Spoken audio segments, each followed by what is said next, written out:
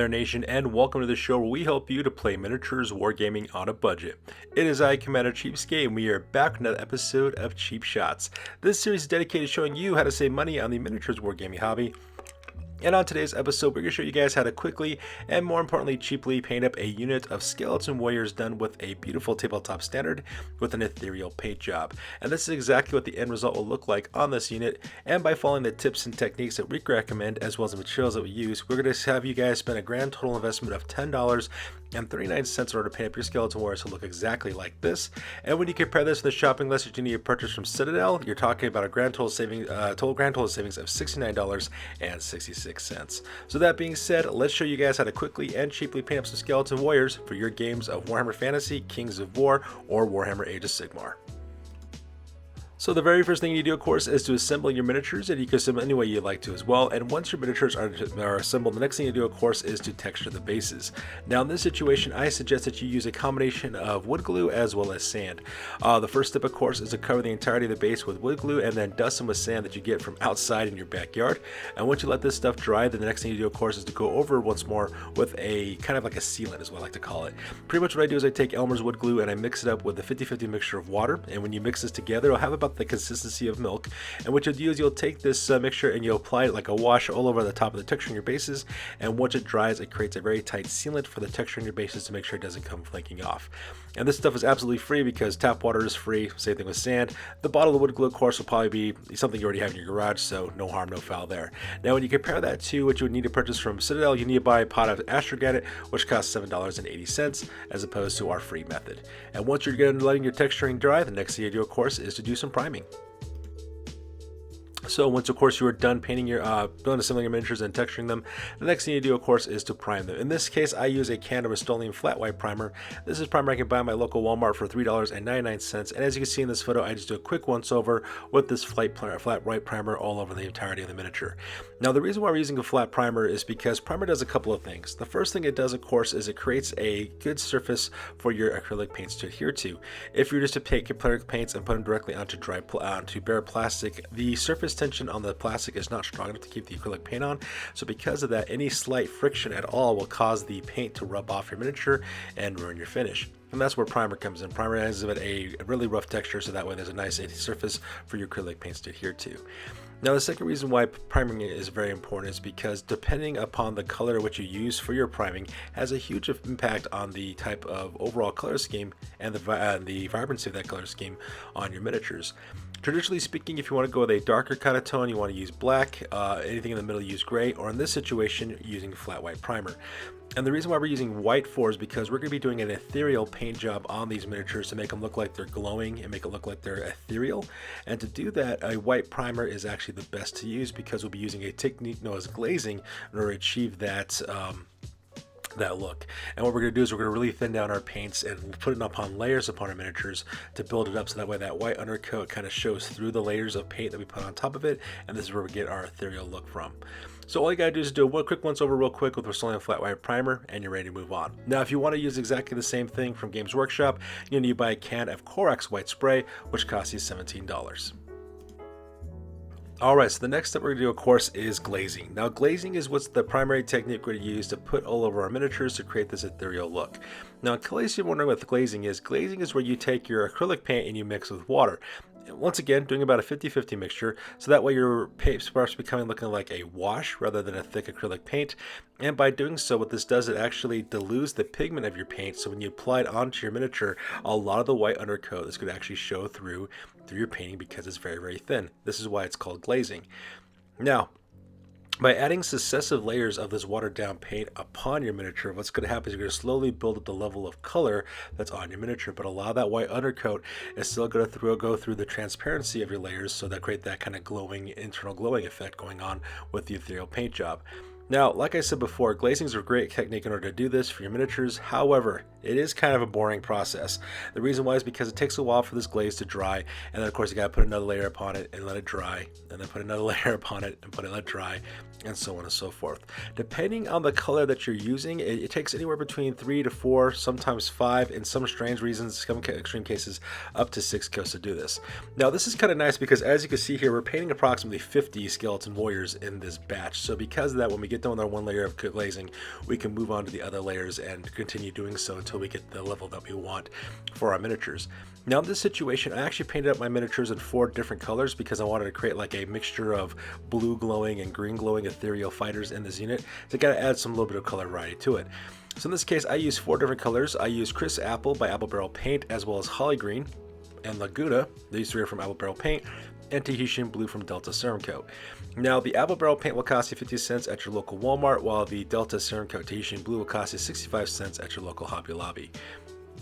And as you can see in this photo, all I've done is I just put these paints through a glazing process over all the miniatures. It took approximately 3 or 4 coats for each of my green colored units because the green was a little bit more of our darker color, so I wanted to build up that darker color.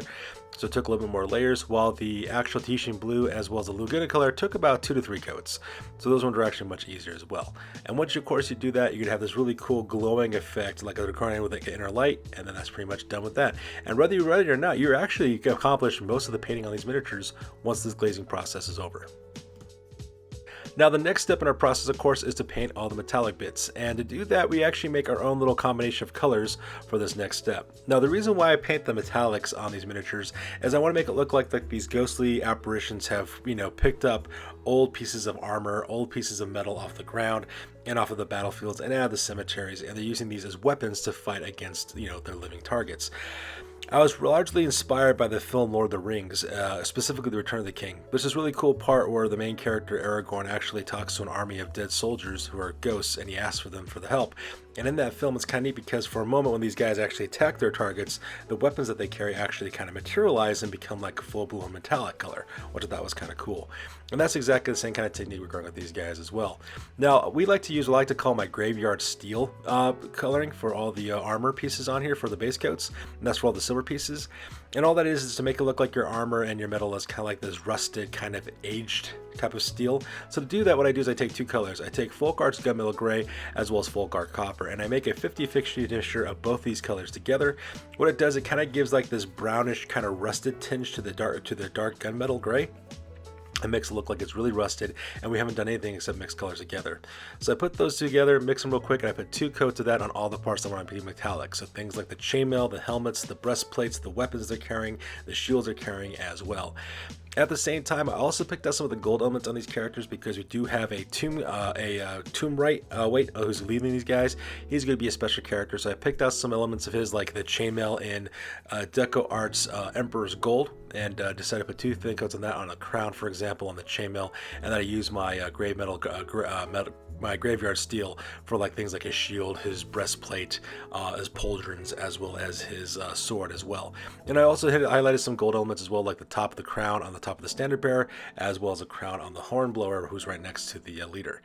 Now all these paints will cost you about 75 cents at your local Hobby Lobby, and just put the 2 thin coats of this on all the metallic colors that you want to be painted, and then we're ready to move on to a wash. Now for this unit, we are skipping the oil wash on this one.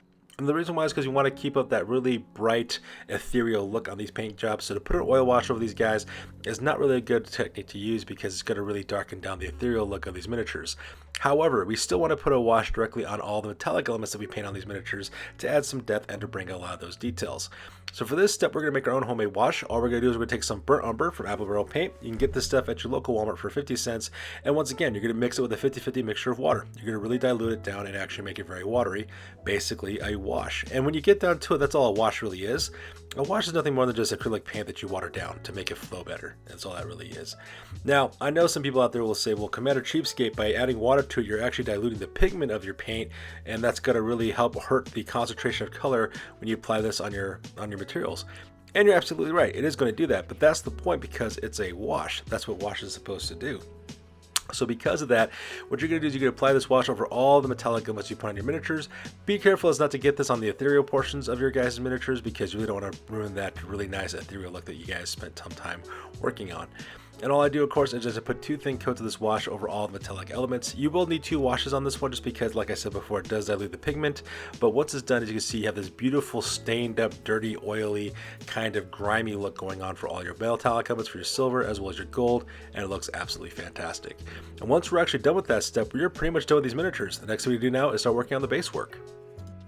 Alright, so the base work on these guys, I'm going to do the traditional green kind of grassy field look for these bases. So to do that, the first thing I do is I get English Ivy Green, which you can get at your local Walmart for about 50 cents. What I do is I put 2 thin coats of this stuff all over the texturing on the top of the bases to give a good basic ground kind of green coverage, foliage look on their bases. And the reason why is because I'm going for like this classical green bases that you see from for older editions of Warhammer Fantasy, because this will be used in my Dogs of War army to be the Cursed Company. So my humans in that army use that classic green base look for Warhammer Fantasy. So once you put that 2 thin coats of English Ivy Green, next thing we do now is a dry brush.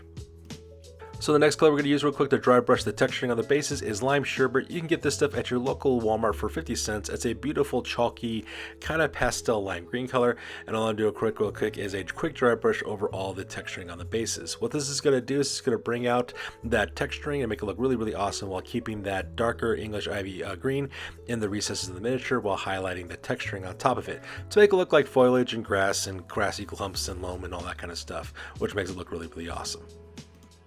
And the very last step, of course, is to rim the bases. In this case, I use Palm Leaf Green by Apple Barrel Paint. This costs you 50 cents at your local Walmart. And once again, I just put 2 thin coats of the palm leaf along the rims of the bases to give that nice finish to the miniature as well. Like I said, I'm going for that old school kind of goblin green texture base that you see in older editions of Warhammer Fantasy, as well as Warhammer 40k and the older editions of Warhammer, especially the heavy metal pages. And I just like this look. It's a really nice classic look. I use this for all the human armies that I have in my studio's collections, for Bretonnians as well as Empire. And since this is going to be used for a Dogs of War army, that's exactly what I do that as well. And once you are done rimming those bases, you are completely finished with these miniatures. And once again, here is the look of the end result for these miniatures once you're done putting these miniatures together and painting them up using our Cheapskate method. And as you can see here, of course, I put these guys on a movement tray that I made for my Dogs of War army, so that way these guys can be moved around the battlefield even easier. And as you can see with that alternating blue and green color in this formation, it gives it a nice variety of colors in this unit. It makes it look very, very interesting and very bright and vibrant, and also ready to fight and bring glory on the battlefields for the Dogs of War. So now that we're done talking about how to quickly and cheaply paint these guys up, let's talk about the shopping list that you'll need to purchase from Citadel in order to paint these miniatures the same way we did, except using their methods. So with that being said, let's get that shopping list on a roll. So this is the shopping list that you need to buy from both from Citadel, if you do, assuming of course that you did buy these products for the very first time. The first thing to do, of course, is to assemble your miniatures, and you use Astro Granite on the bases. That's going to cost you $7.80 to create that texturing. Afterwards, you'll need to spray them all down with Corex white spray for your primer, and that's going to cost you $17. Now from there, you'll have to make a glaze of Militarum Green, Vulcan Green, Temple Guard Blue, and Caliban Green.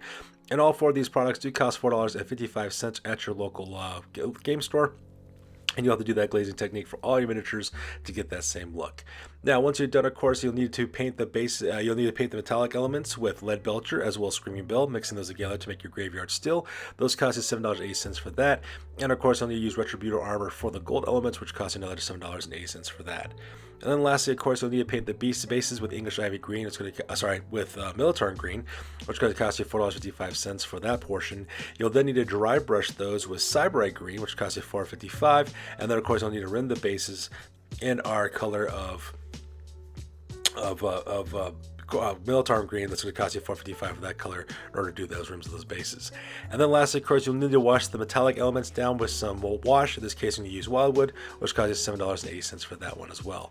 And of course, assuming you're purchasing everything for the very first time from Citadel, you're talking about a grand total cost of $80.05. And when you compare that with our Cheapskate method of $10.39, you end up with a grand total savings of $69.66. So that being said, ladies and gentlemen, this is how you guys can quickly and cheaply paint up some Warhammer Fantasy Skeleton Warriors for less than $11. As always, please feel free to like, comment, and or subscribe. Your guys' input is valuable to us as always. Also check us out on Facebook, Instagram, as well as blogger.com for all the latest greatest hobby news related to this channel. That's good for this one, you guys. We'll catch you guys next one. Peace out and stay classy.